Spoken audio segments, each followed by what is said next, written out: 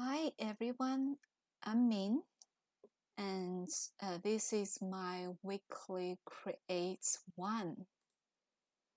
So, for these assignments, I created a screencast presentation.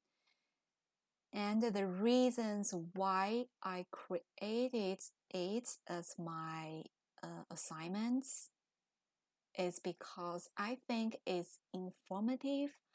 I can put all the information I would like to express, and then it's narrated point, and also I think it's very easy to share and easy to access. So for this, my goals are to figure out the learning outcomes, to organize the most important takeaway, and to raise questions that I was thinking about when I read or watched the video. And for this week's reading assignments are as follows, and all three readings are about the topic of what is open.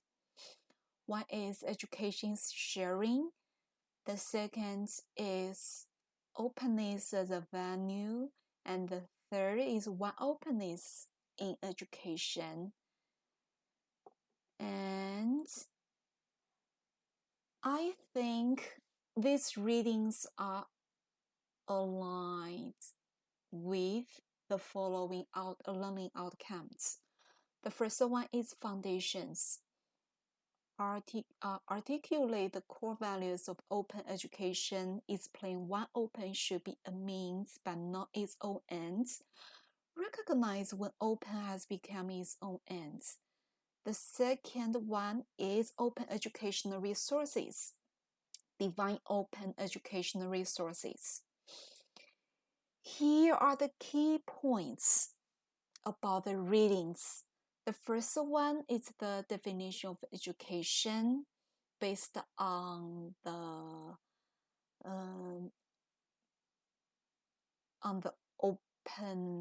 openness of openness, and for David, he thought education is a relationship of sharing. And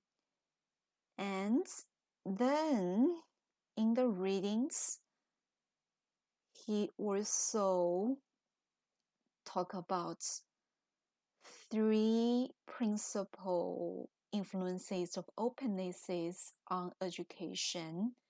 They are open educational resources, open access, and open teaching. For open educational resources,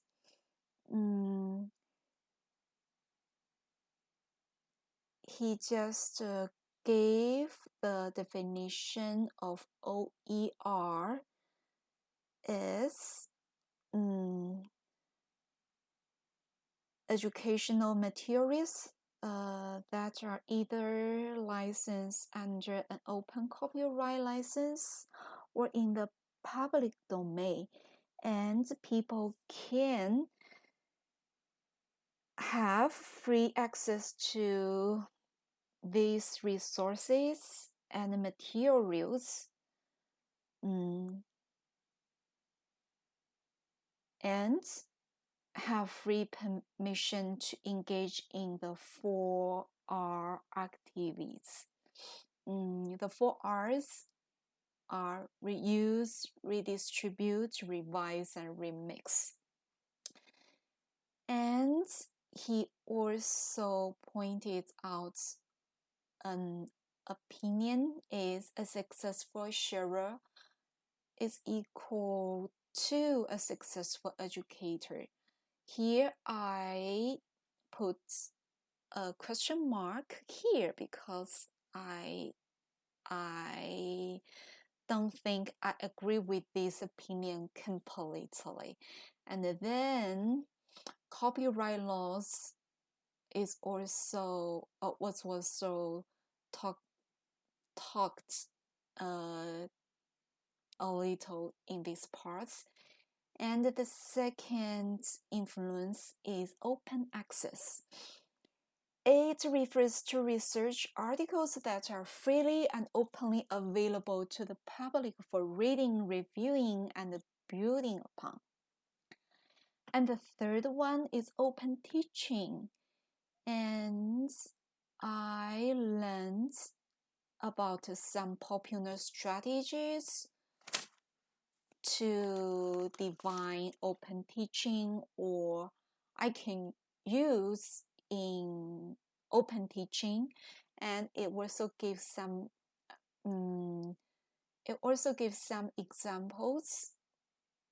One of them is MOOC, and for me, I think our class IP&T 531 is also an open teaching course example.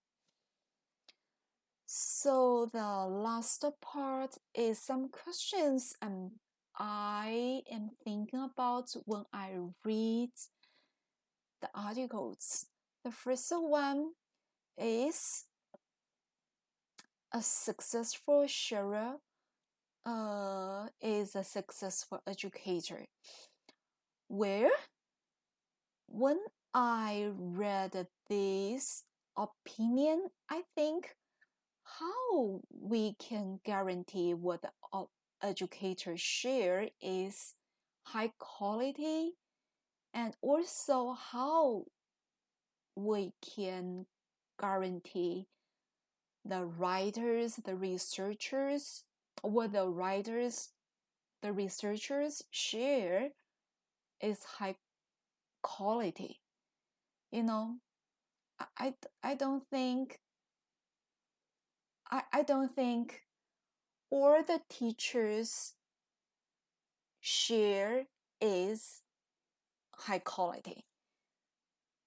So, and the second question I'm thinking about is when I read the sentence, publishers often also charge the original research for copies of his or her work.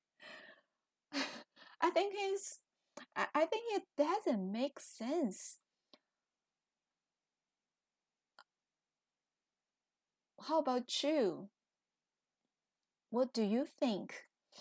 And why do we still accept it? And will it change it if we promote the open educational resources? Where so another important question is at the end of chapter 6, why openness in education is said that only time will tell.